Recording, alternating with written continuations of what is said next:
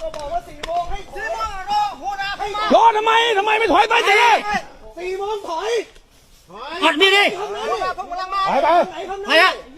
บอกให้ถอนออกแต่แล้วแล้วมาทำทำไมเข้ามาทำไมล่ะถอย อัดมีดิ ถอยไป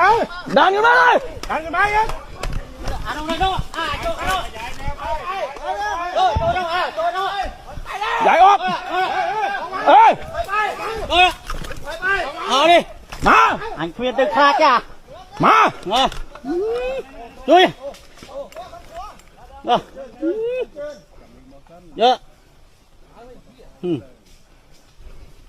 บอกว่า เข้าไปอีกเนี่ยเข้าไปอีกเนี่ย นี่ดิเยอะ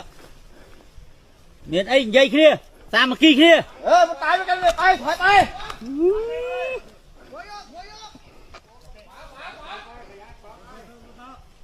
ตาเดียวขยับแล้วขึ้นมาตาเดียวขยับแล้วนะ